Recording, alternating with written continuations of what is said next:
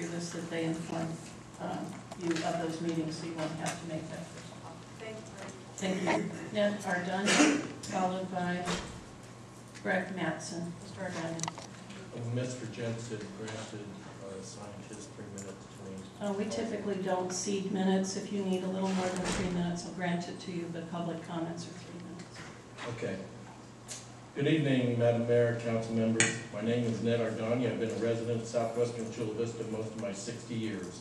I'm following up on comments made to this body several months ago related to the white paper on community strengthening for southwestern Chula Vista. I'm going to start by taking a minute to read an undated letter received by a small community in the Castle Park area.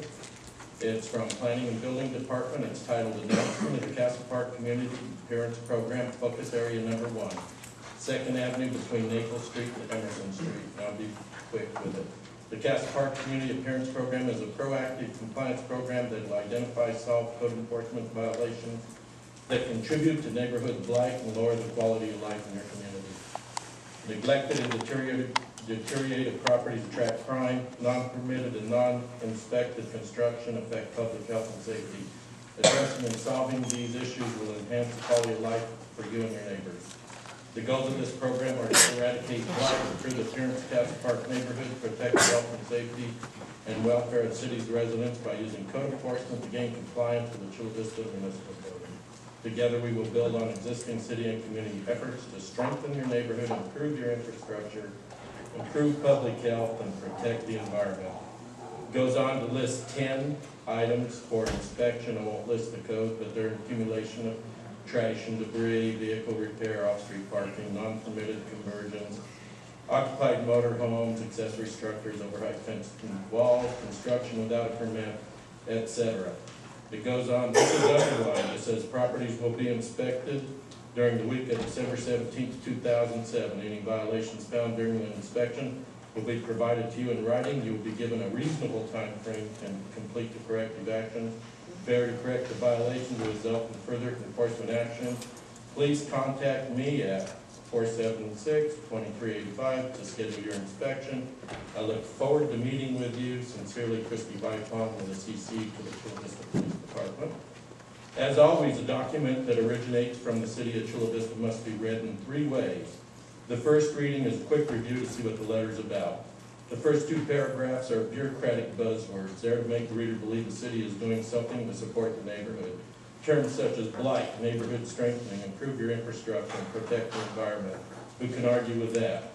Then there's a short list of areas to be inspected, followed by the threat of enforcement, then softened by the terms please schedule, finally look forward to meeting for you.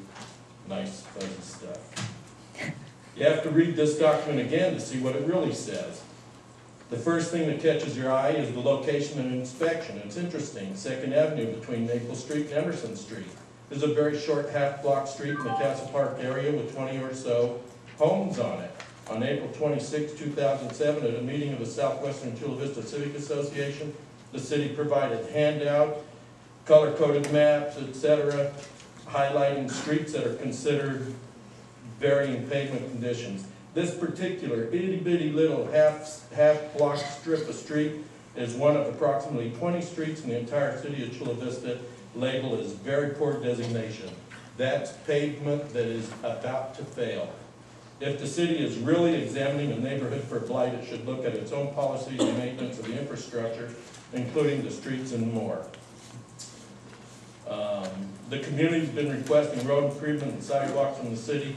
Not much more than that, all of which have been denied by the city.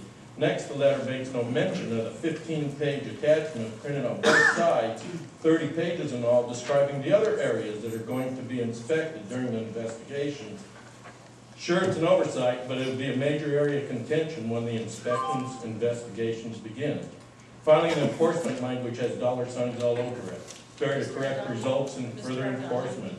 Clearly meant to intimidate the reader and inform the reader of the real purpose Mr. Ardania, of the investigation. I'm going to ask you to wrap it up. I'm wrapping. Third read. That's when you read between the lines. This document is demanding a house-to-house, door-to-door search of a small half-block neighborhood in the Castle Park area. which is in the USA. It's a fishing trip, meant to cast a wide net and see what can be reeled in and forced on. Actually appears to be a treasure hunt by the city for a purpose no other than revenue generation.